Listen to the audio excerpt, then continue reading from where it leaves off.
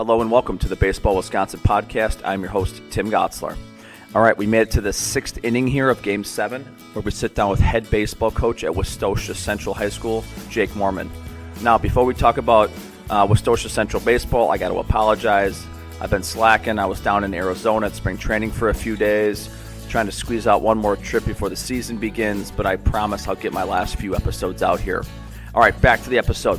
Westosha Central, last handful of years, has been making an ascending leap in the state of Wisconsin. Play one of the most competitive conferences in the state.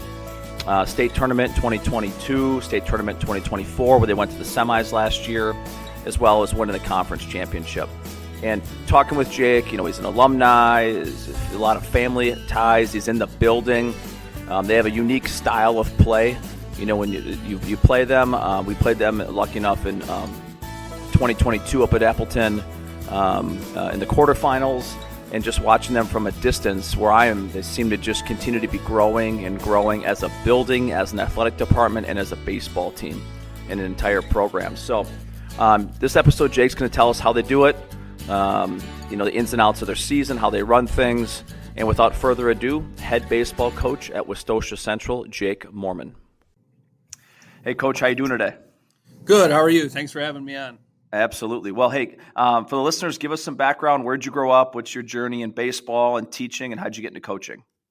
Yeah, so I grew up in Kenosha, Wisconsin. Still live in Kenosha, Wisconsin to this day. Graduated at Shoreland Lutheran High School. Was a 3-sport athlete there: basketball, baseball, football. Then I went after Shoreland. I went to Wisconsin Lutheran College for 1 year to play both football and baseball.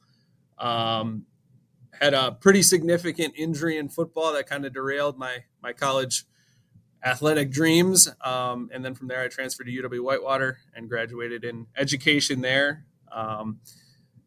So that was kind of my journey in, school and where I kind of grew up. Still reside, did my student teaching at Westosha Central. Shortly after that, I got hired as a teacher retired, and then took over the baseball program here at age 25. All right. So before I get to those early days of you as a head coach at 25, I'd like to hear just where'd you get the itch to coach? Obviously, you were an athlete. Injury cut your playing career short. You got an education. So it had to sound like coaching was kind of something you've been thinking about for a while. Yeah. I mean, baseball, has always been and coaching, really, sports in general, has always been such a huge part of my life. And I give that credit really to my dad at a early age, just, putting me in sports. I was involved in everything, whether it be playing with friends outside or recess or being involved in, lots of different activities. It was always kind of a priority for me. And quite honestly, even, going to school, sports is kind of what drove me.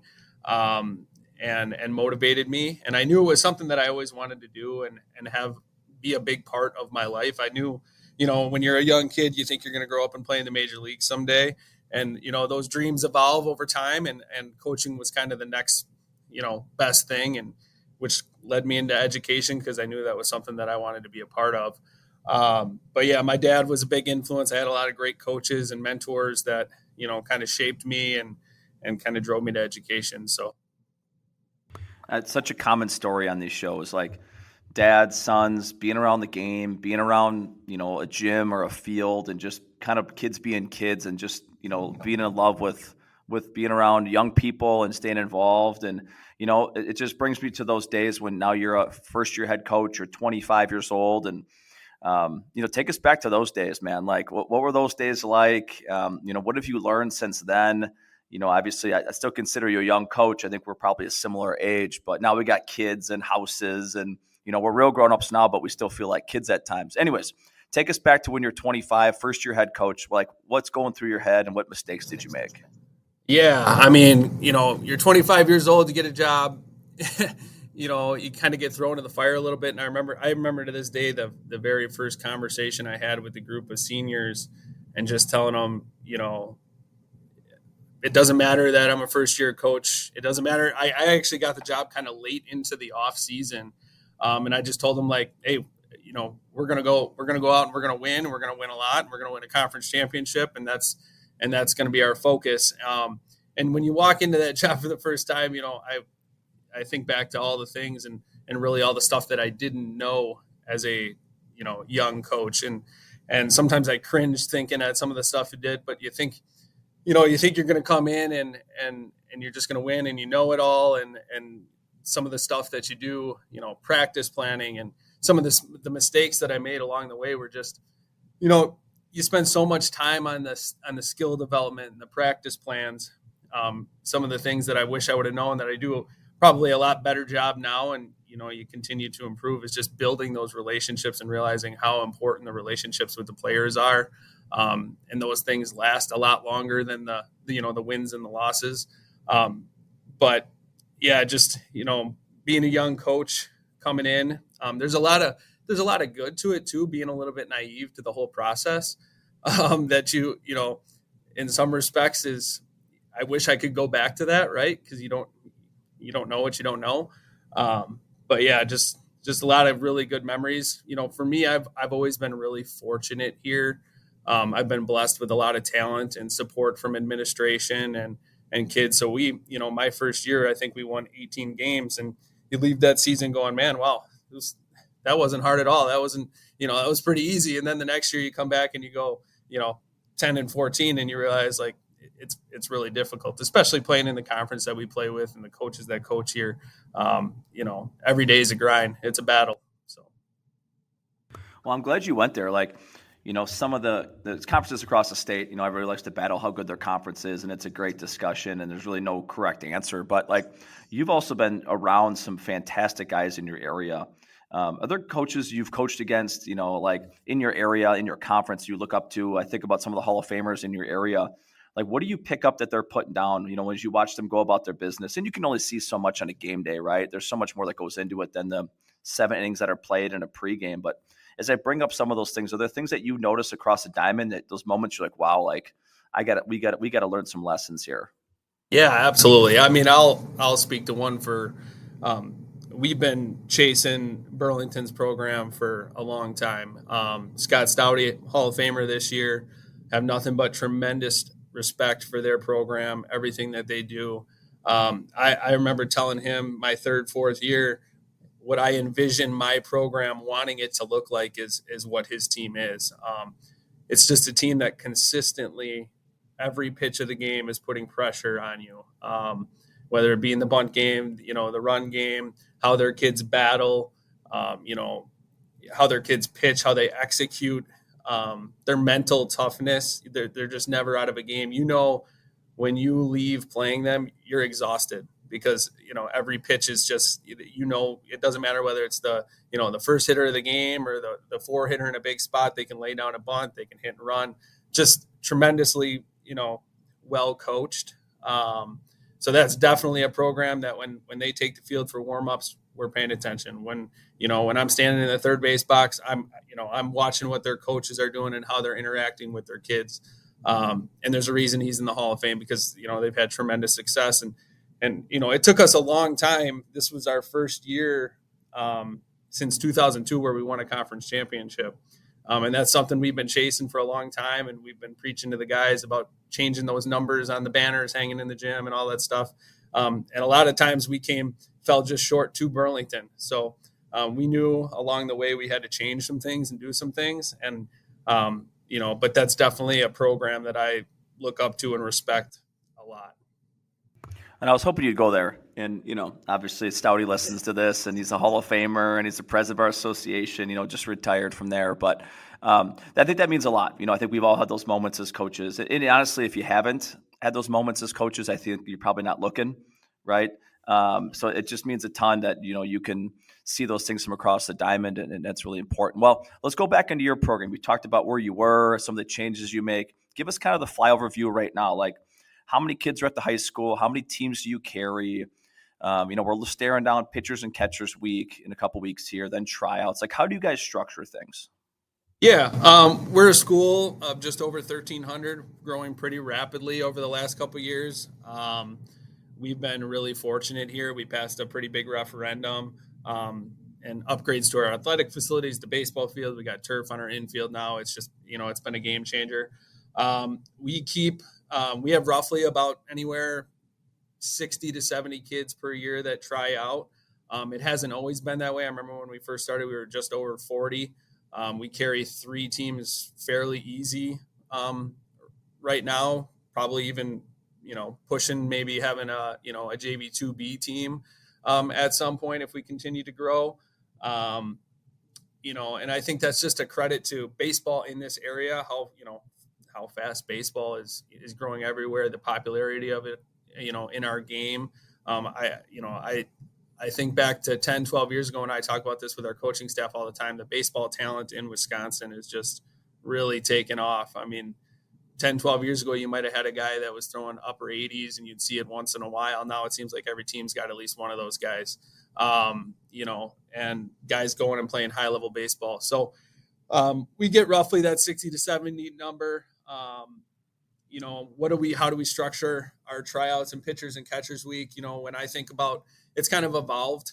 I think, the WIA making the change for us to have pitchers and catchers week ahead of time has really been a benefit to our kids because it allows us just to focus on those guys and gives them a little bit more time to get ready. Obviously, kids are all, a lot of my kids all play high level travel ball and they all have their routines and programs and pitching coaches.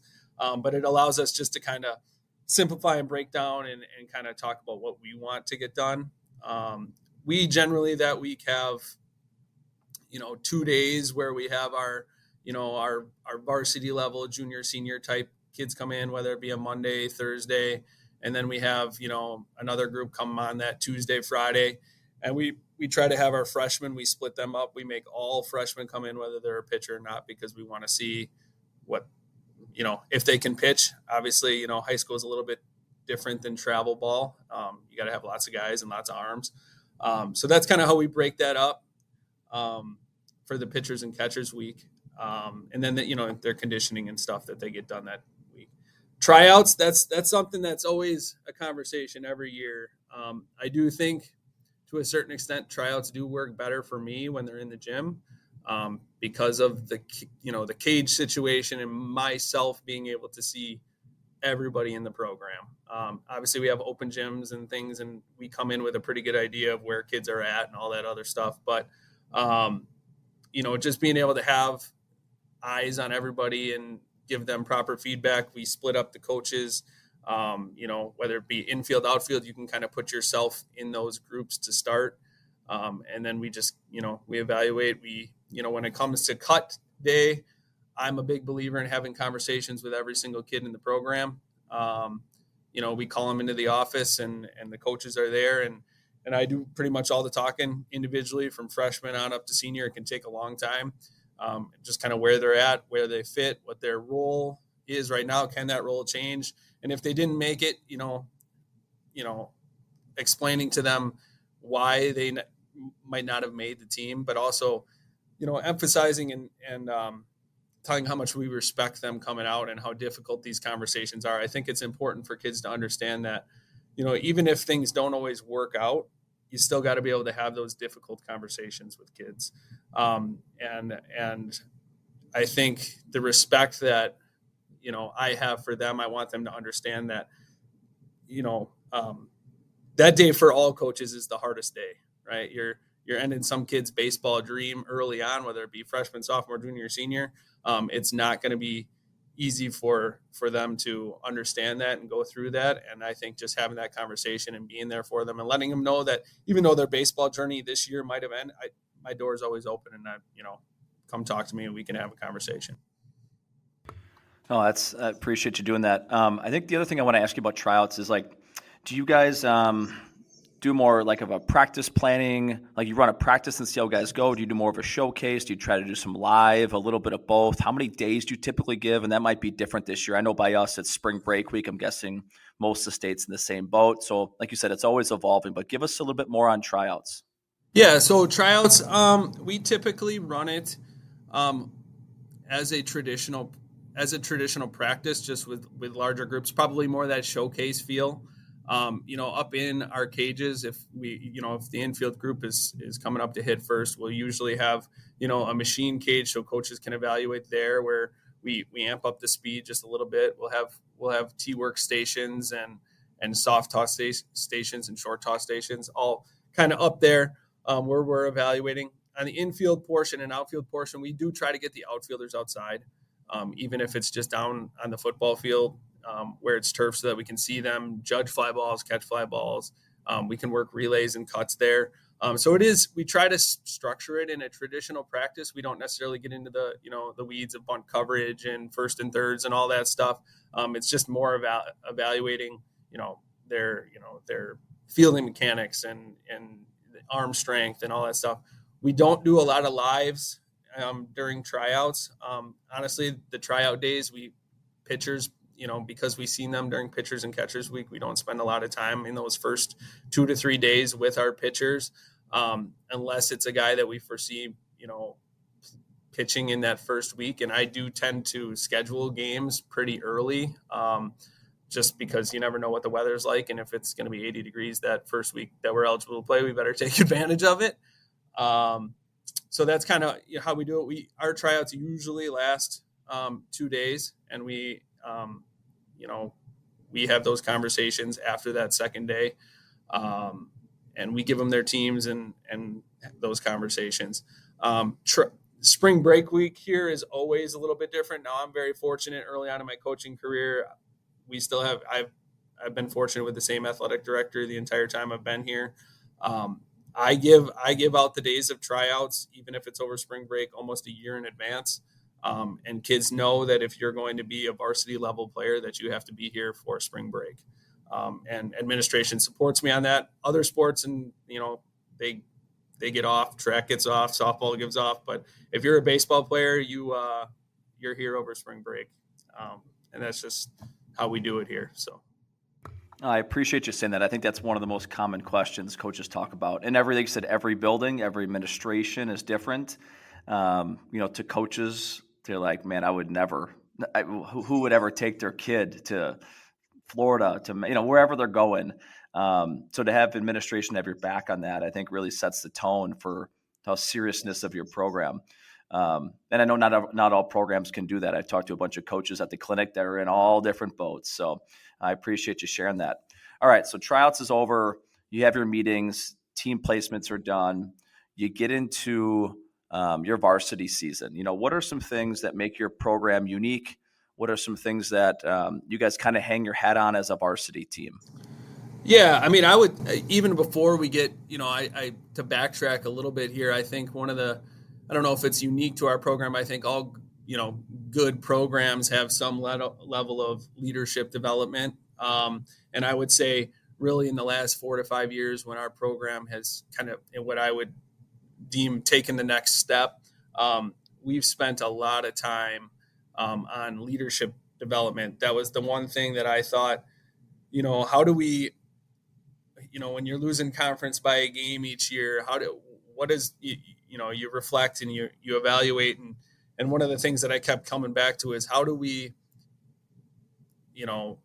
ride the highs, but also when, you're going through those lulls of the season, how do we respond to those things better? How do we become more of a mentally tough team? So one thing that we do here that I implemented about 4 years ago, we do something called senior leadership meetings that start in the fall. And I limit it to the seniors because I think that I want them to feel like this is unique to them and special to them. And I want them to be the ones that take ownership of the program. So when we have those, meetings, it's not necessarily just leadership in baseball. It's more leadership in life. And what does that look like? What is, sometimes, being a leader can be unpopular, and, taking ownership. And what does leadership look like when you're, starting versus not starting, or you were a starter and now you're not a starter? How can you still lead in those situations? And through those conversations, you see guys just open up once you develop that trust level and you start to have difficult conversations, and you see one kid kind of put himself out there. It's really cool to see kids kind of open up. And I use myself as an example and put, different scenarios out there where, sometimes during the course of a season, I, as a coach, I'm going to screw up. I'm going to make a mistake. I'm going to have a bad send, right? Just like, I'm going to get on them when they make mistakes. And I think by building that trust level with the seniors and putting kind of the ownership on them and letting them choose the theme for the year, I think the relationships that I have with them has really just improved our program. And I've seen a significant change in how we handle different situations that come up across the year. So that's something we've spent a lot of time on. We talk about character, integrity, what is success? How do we, how do we act in the dugout, being a champion in everything we do, not just on the baseball field, but in life, in the classroom. And we put a big emphasis on classroom in our program, and GPA, because that's going to take them a lot further in life than, the game of baseball probably will. All right. So a couple things I want to touch on there. So you said about 4 or 5 years ago, you made that switch. Did something happen in your career? How did you make that pivot? Because you to take that leap, obviously you're seeing the benefits down the road, and we're talking about it now in 2025. At the time, it was probably putting you in a little bit of a vulnerable situation. Is, can you really do this? But did something push you over the edge to make those decisions to invest this time and resources into your program? Yeah, I think I personally felt that there was a disconnect between, and there's always going to be this disconnect between players and coaches, right? But I just felt like some of the things that we were expecting in our program, or some of the messages that the coaching staff was bringing to the players, was getting lost. And it seemed like I needed to kind of put myself out there. I needed to build these relationships on a deeper level. And that's not to say that I wasn't trying to do that, but it was something in an area of, reflection that I felt I needed to do a better job. I needed to talk to these kids. I needed to get to know them on a deeper level than just, the baseball aspect of the game, and even to the point, like, I carry that stuff over into the season now. I don't always like to throw batting practice in practice, because it doesn't allow me to see the guys or talk to the guys. I like, sometimes now we have a lot of times our assistant coaches do it, because it allows me to walk around and just check in with guys. Like, how are you doing today? There's a lot going on in, teenagers' lives, right? They're making decisions. They got girlfriends and all this other stuff. There's a lot of things that can go on, and just checking in with them, grabbing the pulse of the team, communicating with a kid if he's lost playing time or if he's struggling, and just having those conversations. I think it was just an area that I felt I needed to personally do a better job, and I think through some of the changes, and we still got a long way to go, right? We're always growing and improving, but I think it's been a net positive for our program for sure. Yeah, absolutely. I mean, the other piece that stands out to me is, right, your full-time job, right? So I know you kind of you touched on a little bit, like, what do you teach, and how does that role, impact you as a baseball coach? Obviously, a baseball focused show, but just thinking about, you being in the building, in the district, I know you got your own young kids. You're kind of all over the community now. So maybe talk about that aspect of coaching your program. Yeah, so I'm a PE teacher here at Westosha. I teach health, most of the weights and fitness classes. So I get, I have a unique role there. I see a lot of, athletes daily, so in lots of different sports, and so I have that unique perspective. I am very deeply involved in this community. I have 4 little kids. I have a daughter that's, a volleyball player here. But so I'm involved. I coach a lot of the youth sports. Another unique factor is both my dad and my grandpa went to school here. So, through and through, I'm a Central Falcon, and, being able to just be in the school and be a part of the community. I live in the district as well. Being, especially in the weights and fitness component, just being able to push kids and challenge kids beyond what they think they're capable of, not just athletes, but all students. I tell people all the time, like, I love my job. Every day is different. I get to, work with, kids of all different backgrounds and desires and, environments and things like that. And I just, get to have real life conversations with kids, and I get to push them and challenge them. And I think those, all of that kind of makes me the coach that I am today. And, we're always refining ourselves and reflecting and how can we improve. So. Well, I think that's, I picture you in your community again. Like I said, dad went there, grandpa went there. Like you have this tremendous background. You're everywhere in the community. You got 4 kids. You're in the building. Like, you're also kind of a target in the community at times. I'm sure there's times in which you wish you could be a little more incognito, but that's part of it. You've made that personal decision to do all those things. And to be a pillar of your community, as much as you probably don't want to hear that in a good way, because you're a very humble guy. But like, you talk about being a Falcon, down there, like that's who you are, and that pays huge dividends. And how do you manage it? Like, how do you do all of it? I mean, the guys who listen to these shows are coaches and guys just like you and I, and you got your teaching job, you got little kids, you got older kids, you got like, how do you manage it all? Like, what strategies do you have? Yeah, I mean, number one, I think anybody with a family, you got to have a really good support system at home, right? Like my wife is the rock of our family, right? When I'm off doing what I love to do, coaching, she's at home running the kids to a million different practices and kind of taking on that role. And obviously couldn't, and being supportive of me chasing my dreams as well as my kids. Obviously, in order to do this job well, you got to invest a lot of time in it. So, and usually the people closest to you are the ones that are sacrificing their time. I've been very fortunate. I think you got to surround yourself with really good people as well. I've been fortunate with the coaches that I have. They love the game of baseball just as much as I do. I try to surround myself with people that aren't just yes people. I want people that push me and challenge me, and we have those difficult conversations and how do we do things better.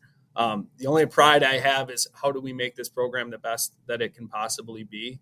And I think if you surround yourself with people and you have an administration that supports you in doing things the way that you believe it should be done, which I do, it makes all the time commitment, the lifting, the open gyms before school at 5:30 in the morning, the running from practice to practice, worth it, because you can see your investment and the time that you're putting in. It's making a difference, not just in this baseball community, but in the feeder programs and I feel very fortunate to be a part of a community that really invests in this school. So. Well, you've mentioned a few times now a supportive administration and an invested community and a growing community, and if it's facilities or every other thing. And a lot of people maybe look at your guys' baseball record and think, okay, they're in one of these runs right now. Appleton, first conference championship since 2002. Players are committing here, all these things, but it doesn't come easy. Nothing worth doing comes easy, and you do have your leadership challenges. You've had individual situations, individual players. I mean, every program has these. So I think it's important for people to know that no matter what level your program's at, and how much success, wins and losses wise you may have had, there's still, issues that go on in your program. So what have you learned in regards to like handling really difficult situations? Because you have to have difficult conversations. You have to make tough decisions. Like, what have you learned about yourself or your leadership style going through some of those moments? Yeah, I think that's a great question. Number one, I think, first of all, in order to do anything, you got to be yourself. You can't try to be somebody you're not. I think one of the things that I learned very early on is you're never going to make every single person happy. So whether you're winning, losing, doesn't matter. There's some people are going to be happy because their kids playing, some aren't. But if you set the expectation, if you're consistent in what you expect, I think at the very least, people can respect that. I've learned a lot just about, not letting things bother me, understanding how difficult it is to be successful, how important it is to communicate, and there's, that how to handle adversity, how to, at the end of the day, I have to be myself. And, I'm a person, my faith is a big deal to me. And I want that, every day when I come in, I want that to be reflected in who I am as a coach, to be a servant leader and, to represent Christ in my life is super important to me. And I want my, at the end of the day, I think the game of baseball has presented me with, a great opportunity to use the gifts and talents that I believe have been given to me. And if I can just keep that as my focus and on a daily basis, at the end of the day, no matter how it ends, when it ends, I can put my head down and sleep well at night. I appreciate you going there. And I think oftentimes we talk to coaches and teachers, and it's more of a vocation than a job. It's more of, you're not just punching a clock. You choose to do these extra things, and a lot of people like to compare teaching and coaching, and I get why they do it. But one thing I think that gets lost in the shuffle that you mentioned on is like in your class and in my class. I mean, there's a path to success for every kid. In theory, every kid can get an A. Every kid can have what success looks like. And I know as a team, if a kid can be a star in their role, they can have success. But man, you're inevitably going to have kids who just aren't hitting where they want in the lineup. They aren't in the pitching rotation. They aren't starting. They aren't getting the innings. And, in a community like yours where it is so competitive and kids are playing high-end club ball and expectations are what they are, which has its positives, there is a negative side to that too. So that kind of rolls into my next question. Like, how do you handle these expectations? If it's preseason rankings or what you did the previous year, or you're trying to defend a conference championship or go back to Appleton, how do you address that with your guys? How do you keep it focused on the mission? Just walk us into that a little bit. Yeah, number one, I think, since I've been here, we don't shy away from expectations or what our goals are. We, at the beginning of the year, we give a sheet to all guys. We want to know what their team goals are, what their individual goals are. We want them to be goal oriented because I think that's important. And when preseason ranking come out, we don't shy away from it. We embrace it. We talk about it, and we talk about what that means, right? The expectation that sets for the program. How do we meet that standard? Embrace, we talked about just the other day, I mentioned it to a guys because, they see the preseason rankings and embracing the target, because there is a responsibility to that. But then we also talk about all preseason rankings are a result of what you've done in the past. And I think if you keep that focus and we talk a lot about, one of the things that we said all through last year was staying humble, but hungry, every day. At the end of each game last year, we would come together and if we won the game, we always have this moment of celebration. And I tell them, like, winning is difficult and we should always celebrate that. But then we always finished after every time we broke down, but we haven't accomplished anything yet. And I think just keeping that mindset of there's more work to be done, we can continue to improve, whether it just be that, 1% each day, staying focused on how do I get better in this drill? How do I win this pitch? How do I compete? I think the more we talk about that and we ingrain that in our guys and into our practice plans and preach, compete, I think the more success, we can have. But we don't shy away from it. Since I've been here, I've talked about wanting our program to be considered, one of the best in the state. From a championship perspective within the conference, but also how do we get to be the Kimberleys, the Arrowheads, the teams that are consistently there year after year. And I think the biggest thing that, we focused on is just how do we do the little things better? And, along with that leadership piece, I would probably say that's, we spend a lot of time on the small details of the game, whether it's, the bunting or the moving runners or the importance of getting a runner from second to third. And we build that stuff into our practice plan. And I think, that's how we keep those, keep guys hungry. How do we keep practice fresh? How do we give them something that they might not get, on their travel teams or their summer teams that, those details that might, get lost because summer teams and travel teams sometimes become showcase events, right? And those details aren't focused on. All right. I'm glad you went there because I talked to a lot of coaches in our situations, right? Suburban schools with travel ball kids and going to have some kids coming through that have different levels of college baseball. And they're getting phenomenal off-season training, and I think we're at a point now, hopefully in the state of Wisconsin, where people look at travel and club ball and high school ball as a working relationship to best serve our kids. And I can't speak for every community, but I know it's important to you. It's important to me, important to guys that listen to this too. How do you go about that? Is there a way that you guys have worked internally? You said that each of them serves a different purpose. How do you make the individual a collective? How do you bring those guys together and put emphasis on the things that really do move the needle? Not that the other skills aren't important. You know that. We all know that. But how do you make them from individuals into a team? That's a real skill coaches have.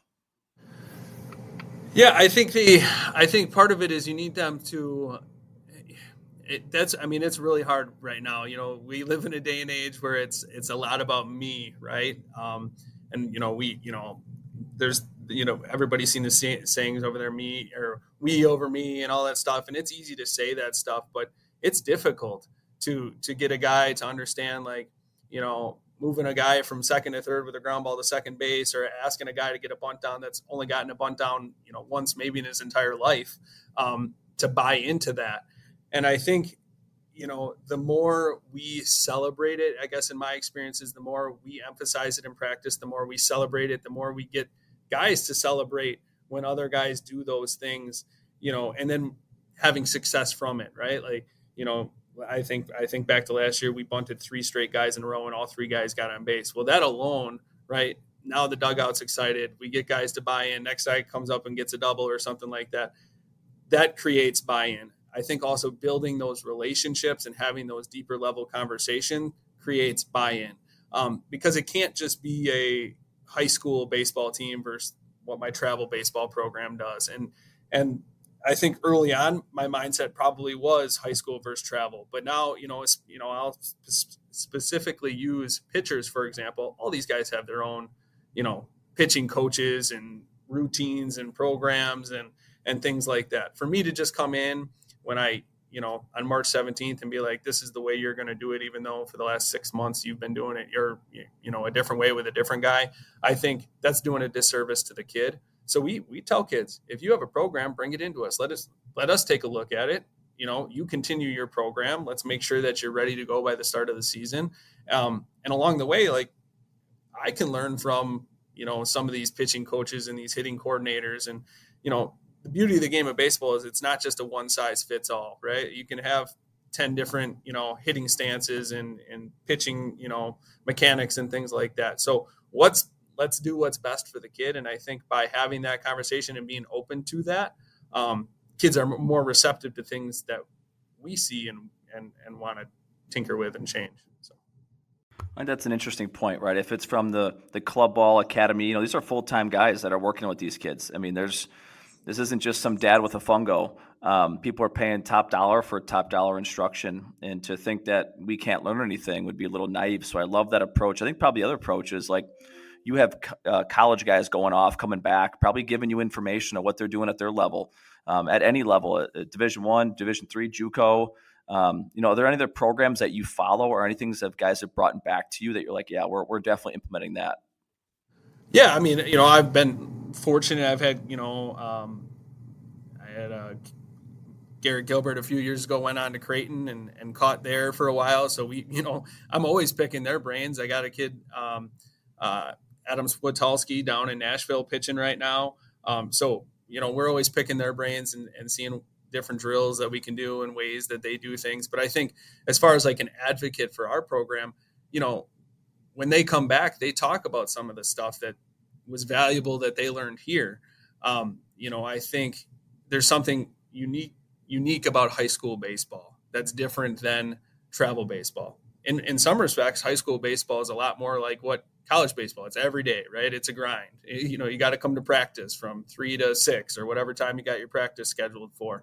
And I think when those guys come back and they talk to guys about, the importance of lifting weights and the day-to-day practice habits that you create. And they're telling guys that a lot of the stuff that we're doing in our program is the stuff that they're doing here, over whatever college, A, B or C, doesn't really matter. That goes, a long way to the other guys in the program. And I think we've developed, open gyms are obviously a big deal, but we've developed kind of, with the seniors taking charge, them creating the ownership that just passes down to now when the juniors this year or seniors next year, they see what it's supposed to look like. So kind of creating what being a Falcon baseball player looks like. And, I think that's really important. Well, when I think of Falcon baseball, I know we've had a chance to play each other, but you guys are just tough, man. You guys just are never out of the fight. You seem to just you get down, you got an uncanny ability to come back. You seem to just fight your way. Again, you talk about going to Appleton, which we'll get to in a few minutes, but you're slaying dragons all the way through. If it's through your conference, through a sectional, to get to a state tournament, you got to play incredible baseball against incredible teams who have studs all over the place. How have you built that confidence? How have you and your staff, what is it about you guys? Can you put your finger on what it is that makes you guys unique in that regard? Just that confidence that you guys have. Yeah, I think, by doing the small things and focusing on them, we give, and we preach all the time about just compete, right? Win this pitch, right? Maybe winning that pitch just means fouling it off, making a guy throw 5 or 6 extra pitches where now the pitcher's out of the game by the 5th or 6th inning, because we do see so many guys that are, legit studs, right? Throwing hard, and it's going to be a low scoring game. So being able to move the baseball and still compete and find ways to score or scratch across a run or two, I think that has really helped us. I think I've been very fortunate. I'm a big believer in multi-sport athletes, and the adversity that they face in those other sports. I think, the last couple of years I've been really blessed with a few of those guys that have kind of taken on major leadership roles. And when they get into those big spots, the spot is never too big for them because they've seen it before, whether it be in a basketball game or a football game or, high level volleyball. They're ready for that moment, and they thrive in it, really. I think back to 3 years ago when we made it to the state and we faced you guys there. That team was remarkable at coming back late in games. We came back in the 7th inning, I think 6 times out of our last 9 games we faced, and found ourselves playing in the state tournament. And that was just a credit to, a bunch of those guys just grinding out at bat after at bat, and just finding a way and believing that they could do it. And I think that's what makes high school baseball so special. You're playing for something other than just the next tournament on a weekend, right?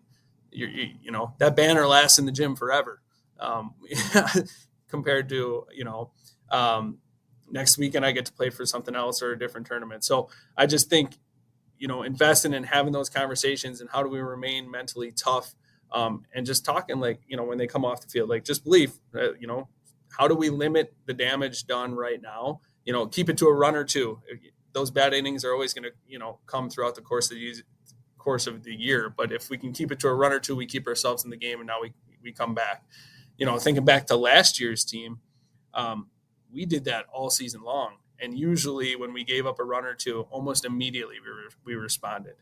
And I think that's just kids buying into what we're doing, what we're preaching, each day, coming to practice and investing in that and in each other, and believing in each other and picking each other up. So that's, I think, is super important. Absolutely. And yeah, it's almost palpable, watching you guys play from the dugout to dugout or from the stands or just looking at box scores.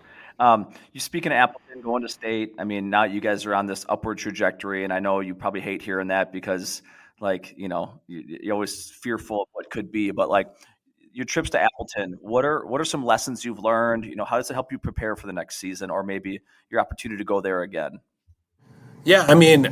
Man, 3 years ago when we went there, to say I really didn't know what to expect is an understatement.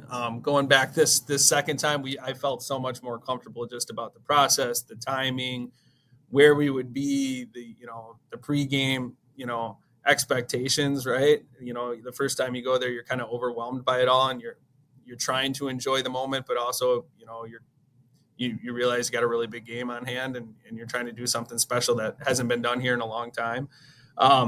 So, Appleton in itself is just special. Getting there, you realize how difficult it is, doing this job for, 12 years now, you understand, like, just getting there once is difficult, and getting there twice and trying to get back, how hard that's going to be. And I think the second time I tried to enjoy it a little bit more, because you realize how hard it is. But also just we were so much more comfortable in the environment this time, and kind of knew what to expect. And we had some guys that were on that team 3 years ago that had, even if they weren't playing a lot, they had at least experienced it. So that was invaluable for us. How do we use that to propel us forward? Well, I think, just getting there, right, is motivating enough. Like, once you've been there, you want to get back there again. And I think, this last year we were able to win one versus Arrowhead there. And I think returning 90% of our team from that year's team, this group's extremely motivated. They, every year is different, but they're extremely motivated and excited to get going, because I think they realize how special it is to play for your school, to represent something, bigger than yourself, and do it with a group of guys that you really care about. But anytime you're there, you just realize how good the teams are, right? You just pay attention to all the things they do, and you're like, man, okay, coming into this season, what are some areas? We lost it up here. Extremely well coached team. They did things to us in that game that we hadn't had done to us all season. We were usually the team doing that to other teams. So how do we fine tune those small details even more? How do we lengthen our lineup? How do we, pitching these days, everybody throws hard. How do we develop these kids that throw really hard, but not just to be throwers, but also, pitchers, and develop off-speed stuff and secondary pitches that, we can use in those big moments. So I think all those things are super motivating, and things that you reflect on and you learn from, and you cherish just being able to play in big games like that. That's a perfect segue. And maybe you mentioned this already, and maybe hit on it a couple times, but some of the best leadership advice you've gotten, right? I know you're a learner, you're a reader, you're going to clinics, you and your staff are always working on something. That's pretty clear as I hear you talk about all these other lessons learned. But you talked about being authentic and being authentically yourself. Is there any other pieces of leadership advice that someone's given you that really, really sat with you? I mean, yeah, I've had so many really good people around me, and coaches that, have taught me things. And I think, I was reading a book not long ago, and there was a quote in the book. The book was about one of the most successful sporting teams, rugby team, called the All Blacks from New Zealand. And one of the things in the book that they did is the importance of all the players making sure that, they called it sweeping the sheds, or making sure that the locker room was completely spotless. And that was a responsibility they had as a team. And one of the quotes in that book was, never be too big to do the small things that need to be done. And I think that's a message not just for the players, but the coaches, right? I'm not going to ask them to do anything that I wouldn't do myself. To be a leader, you got to be it's not demanding, a freshman or a sophomore to pick up all the equipment. It's you doing it on your own, you setting the example, setting the tone. And I think, from a leadership perspective, that's what I want my players to see in me, that I'm going to be there for them. I'm going to support them. I'm going to have their back 100% all along the way. And they can trust me and know that I'm going to be that for them. So I think that's just something that, has really stuck with me, in my journey as a coach, and something that I would like all of them to take, with them when they leave here. What else are you working on this off season? You and your staff, you talked about, at least at the varsity level, you got, 90% of kids are back, a lot of spots. You feel like you got strong senior leaders. Is there anything else you guys are working on? If it's in the skill development side, if it's in the game management side, you mentioned lengthening your lineup, some other things. So when I bring that up, what are you working on this off season? Yeah, I would say, we're spending a lot of time on just the catching position in general. I've been very fortunate. I've had 2 D1 catchers and now a D2 catcher that I had for 4 years that just graduated. And we got some talented guys coming up, but just digging into that catching position a lot more. There's a lot of, changes, and we were just at the WBCA clinic, and there's a lot of conversations around catching 1 knee, 2 feet, lots of things that go into that. So just kind of digging into that a little bit, deeper in how can we get our kids prepared and put them in the best positions. That's one of the probably the only position I never played growing up. So you're learning a lot just kind of through reading and videos and kind of deciphering lots of different information and, clinic stuff. So that's definitely an area that we're focused on. And how do we, now that we're going to have maybe a kid that isn't as experienced that we had, do we use that communication system where we're kind of taking charge? Because I've always been a big believer in allowing our kids to call a game with input, but how do we move that forward is definitely an area that we're focused on. I appreciate you doing that. All right, well, I'm getting down to my last question here. So this is kind of where I cut the mic and let you roll us out here. So take as much time as you need. Brian Kane, $1 million question. Like, what do you know now you wish you knew, when you were that 25-year-old know-it-all coach? Like all these lessons along the way, maybe package it up for us. And if there's anything else you have that for the listeners. Yeah, I would just say lean into building relationships. Surround yourself with really good people. Success is never just one person. It takes the entire community, players, coaches, parents, administrators. And the more you can lean in and build really good relationships and interactions with people, the more you're going to get people to buy into what you're doing. The more they're going to help you, the more they're going to support you and stand by you in those difficult times when you have those, difficult situations, whether it be a player or a parent. I think the more you can lean into those relationships, the more you're going to get out of this job, and the more rewarding it's going to be. Because obviously the wins are rewarding, but ultimately the relationships that we're building day in and day out when players are coming back and they want to visit your program or they want to, coach, even come back and coach with you. I think some of that to me is the most rewarding stuff when they come back and they go, man, I had a great experience here. I'd love to be on your coaching staff. Or, I can't wait for my kids to play with you. Or, you get invited to the graduation parties because you had such an impact on those kids' lives. So I just think lean into the relationships and surround yourself with good people would probably be my advice. And there it is. Huge thank you goes out to Coach Morman for jumping out with us today. Like I said, a lot of great nuggets within this episode. Another one of the programs that are on seems like a meteoric rise across the state. They seem to have it rolling. I know, for whatever polls are worth, I know we talked about in the episode, but preseason ranked, to be right in there by the coaches, and do with that as you will. But expectations are high. The standard is high. As we get started here, it'll be fun to watch what goes on down in their conference and take a peek at the end of the season and see where they end up. So another one of our great young coaches in the state of Wisconsin. Like I said, they have their brand, they have their way that they play. They're fiery guys. Jake's a competitive guy himself.